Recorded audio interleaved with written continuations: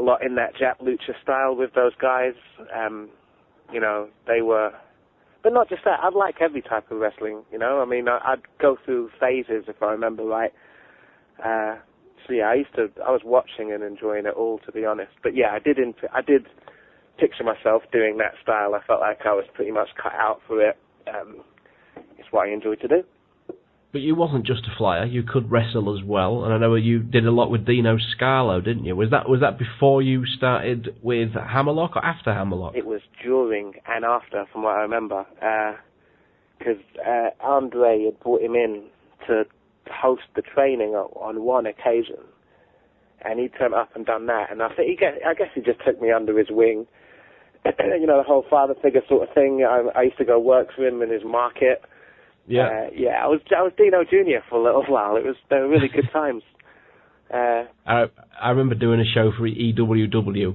Yeah. And Dino was there, and I think I was on with Doug, and it was like Stu Allen said to me, "Do whatever you want, say whatever you want." So I was just, the ultimate prick that was just really ripping into everybody.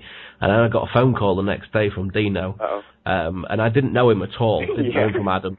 And he said, you fucking come across as a proper hard bastard. I fucking love you and all this kind of thing. And I didn't know him at all. I remember ringing Alex and saying, "Who's this chap that's just rung me? Yeah. Where's he got my number from?" But what a guy. Eccentric doesn't even begin to explain it, does it?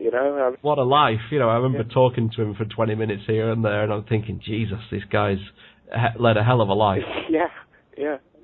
Absolutely crazy. Now, I don't know if you want to talk about this, Jodie, but this is about the time you disappeared for a while. And there was a lot of rumours, a lot of things going around of why you disappeared. Yeah. I think you was probably off for about a year. I heard various rumours. I don't know the truth to them. Do you want to talk about that? Do you want to def that conversation? It's no holds barred with me, man. I'm going all out for you on this one.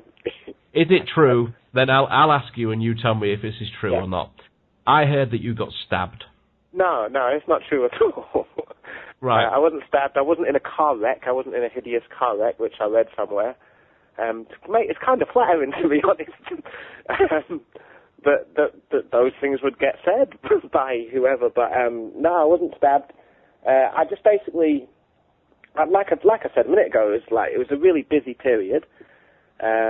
I wanted to settle down on it. I wasn't sure if it was where I was going, where I wanted to go career-wise.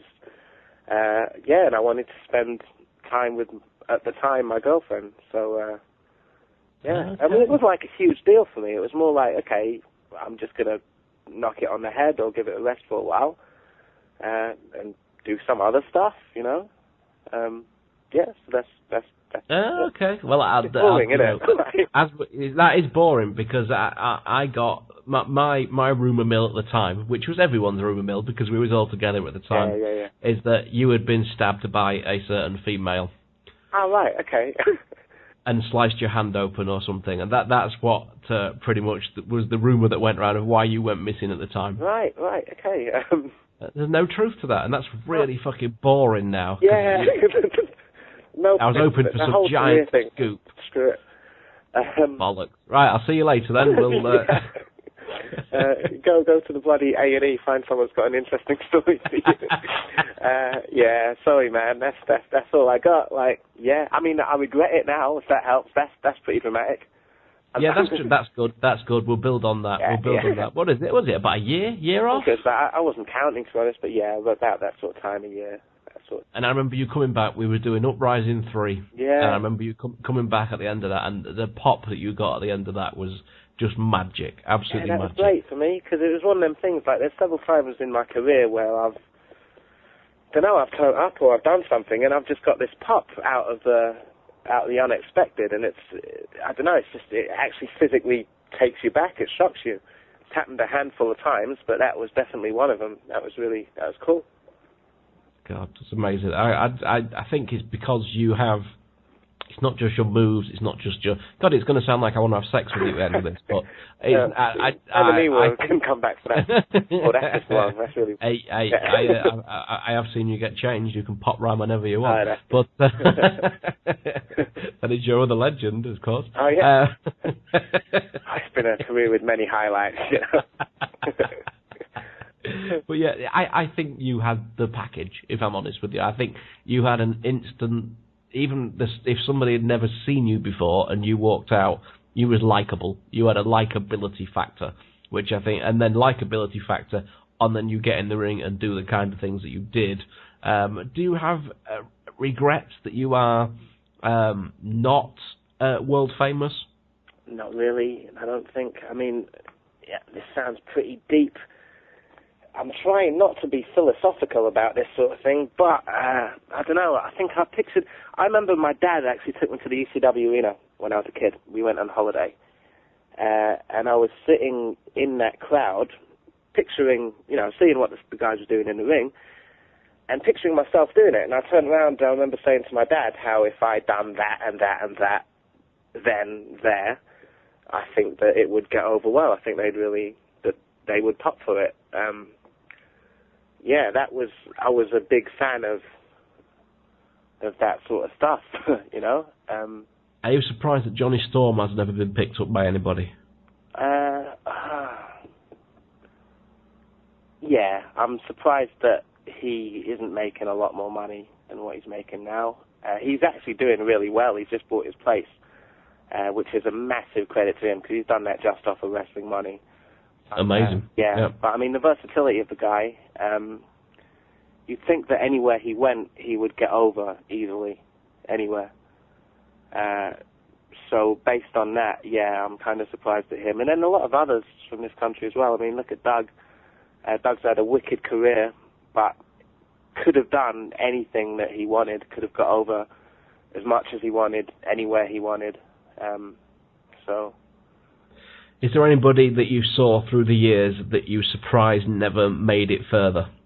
It's a weird one to answer, to be honest, just because the lines get a bit blurred. I mean, money, being that it is a business, you would think that money would be the main motivator when it comes to someone getting into the job. So you'd think big contracts, WWE. But maybe aside from there, there's other directions that people want to take, and I think there's types of recognition that people work hard for and then get, but sometimes not necessarily with the big money that we'd imagine to come with it. Am I making any sense? Yeah, absolutely. Yeah, absolutely. There's if you look at somebody, God bless Drew McDonald, the guy travelled all over the world, and he had, if you asked him stories about his career, he would be able to tell you some fantastic stories, and if you measure his worth in memories, awesome. But the guy never made £1 million, and I understand exactly what you're saying. And people will say to me, also they'll say, God, you've had an amazing life. You did all that wrestling. You was on the TV shows. You've been on the radio, blah, blah, blah. I view it as, I should be really wealthy. But I suppose you can't weigh everything up financially. I understand exactly what you're saying. I guess that's it. So there's been, the talent is just way too broad for me to mention. The amount of people that come from these parts, from this country, back then until now, especially now. Now there's bucket loads of them. The opportunities are there now, without a doubt, aren't they? Yeah, totally. But yeah, no, there's been a whole lot of talent from here, from a lot of different places I've been, that I've been at the time surprised by that they're not making big bucks, but looking back now, I can kind of see that, I don't know, wrestling's never been, in terms of the whole industry, it's never been full of money. So people do it, people get what they want out of it, and they pursue it in different ways, the ways that they want.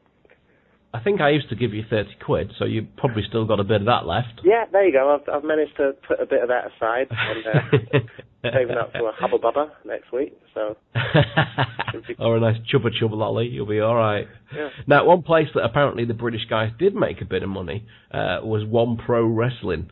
Come on, let's settle a few things. Is it true that you and Johnny were charging extortionate rates for wrestling for 1PW? Yeah, you got me. To be honest, I mean, they paid well. We took what they offered us at the time, which was, let me do some quick maths. Well, maybe not that extortionate. Call it about twice what I was used to getting paid in this country. Okay, so 40 quid then. So it's not... no, they used to pay well, which which got them far for 5 minutes before they ran out of money. Yeah, it's not rocket science on that one. But hey, for a little while, people got a lot of money's worth of shows, you know. So I never saw any, and it's a very little sidebar story. When I first did, I did 2 really big shows at the Vulcan Arena in Hull. Yeah, I remember. I promoted. Yeah, remember those? Yeah. And I got the gear to sell, all the T-shirts and hats and etc., etc. I was looking to buy all this stuff in, and I went onto eBay and found this guy selling all wrestling stuff on eBay, who turned out to be Stephen Gauntlet. All right. So I was the first guy, British guy, that he ever knew, British wrestler that he ever knew.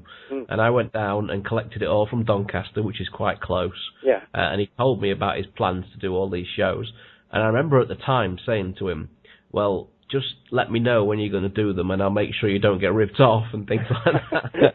Well, you didn't do very well there, mate. He never listened, and there you go. There you go. Oh, and that's the story of 1PW. But I've never, ever seen, I never went, even though it was just up the road, to a 1PW show. But apparently at the time, this was like some amazing thing. They had a real buzz going about it. Yeah, they did have a massive buzz, to be honest, mate.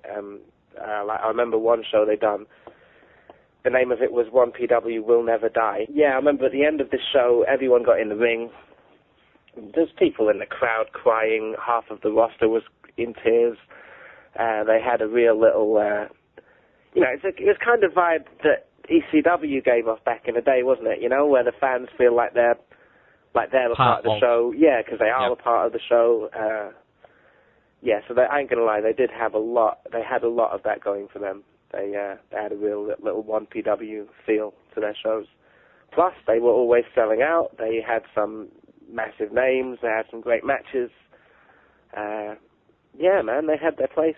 They'll always be remembered. Always in your heart. Yeah. There you go. A bit like FWA. I mean, that for a certain point in time was so cool, wasn't it? Yeah, it was. They done a lot of great things. They elevated people's views of wrestling over here. Yeah, going from at the start when Mark Sloan set it all up out of his bedroom. God knows how he done that. You know, moving on to when Alex and others took over and pushed it even further, and even till now, isn't it? I mean, it's not even running anymore, but it's known as, even among the boys themselves, like, it's known as one of the places that really kicked off this new... It was cool. It was cool to be part of it. It really was, because you had your travelling fans and they knew and they watched some of the TV, and you know, if you are not accustomed to being on TV, it's amazing to go out to a crowd that know you because of the story you've been doing on TV. Yeah. Absolutely amazing. Yeah, we all felt like real wrestlers, didn't we? We did, yeah. Just didn't get paid like them. Yeah, it's a shame. We're talking about money a lot in this. I think we're very bitter. Yeah, I think so, mate. Now, you correct me on this. Yeah. You were wrestling all the time. And Johnny seemed to have carried on wrestling, and I saw Johnny all the time when I was out working, but I didn't see you very often. Did you consciously stop or wind down or what? Which time are we talking? Are we talking after I made that comeback thing? Yes, after that, I must say I didn't see you that often. Yeah, I mean, I guess Johnny's always been really busy. Me, on the other hand, I don't know, I've always done bits. Sometimes not that much, sometimes a bit more, you know, but I never really, I don't really keep monitor on it, you know. Have you lost your wrestling passion, do you think? No, I'm pretty sure I haven't. I never will. I'm a big mark. I love it.